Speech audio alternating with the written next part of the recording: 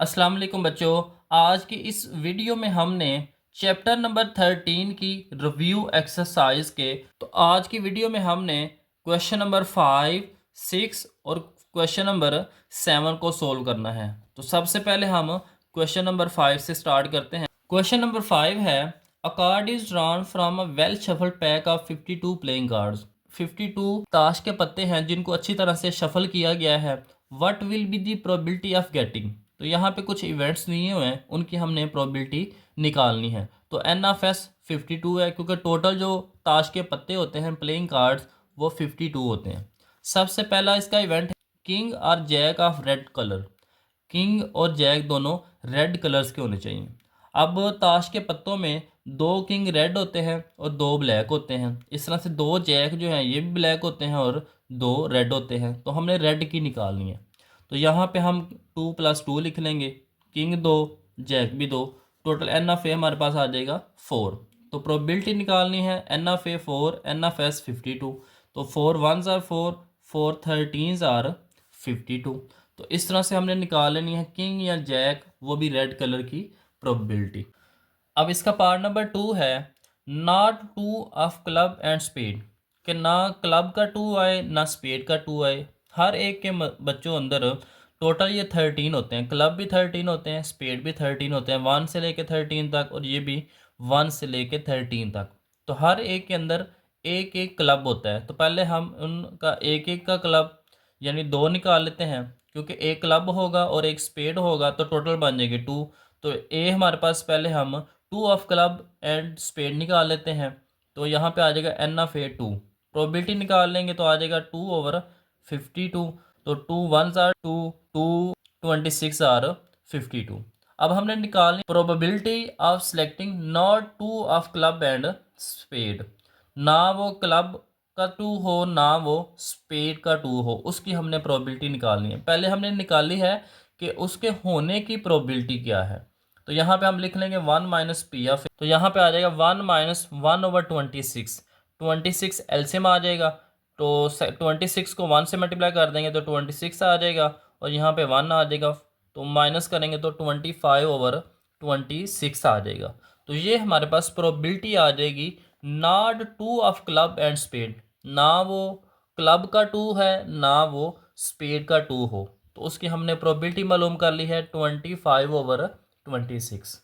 तो question number 6 की statement है, 6 coins are toss 600 times.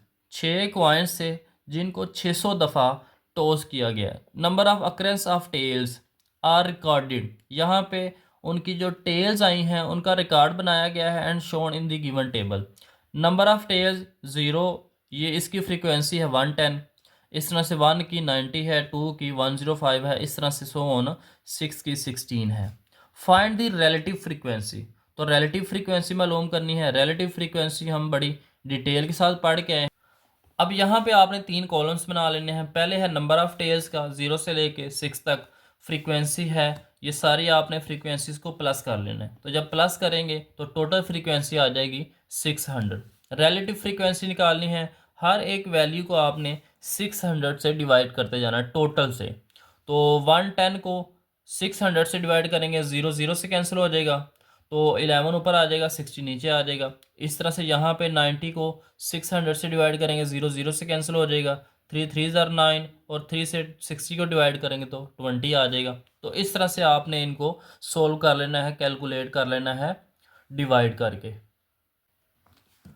Next इसका लास्ट क्वेश्चन है, from a lot containing 25 items. 25 items हैं, 8 आइटम्स आर डिफेक्टिव, जिनमें से 8 ख़राब हैं। Find the relative frequency of non defective items.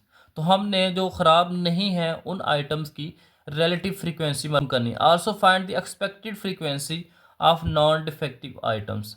और हमने डिफेक्टिव नॉन डिफेक्टिव जो आइटम्स हैं उनकी एक्सपेक्टेड फ्रीक्वेंसी भी मालूम करनी है, रिलेटिव भी मालूम करनी है और एक्सपेक्टेड भी मालूम करनी है। अब लाट के अंदर टोटल 25 आइटम थी, जिसमें से 8 जो है वो डिफेक्टिव थी, ख़राब थी।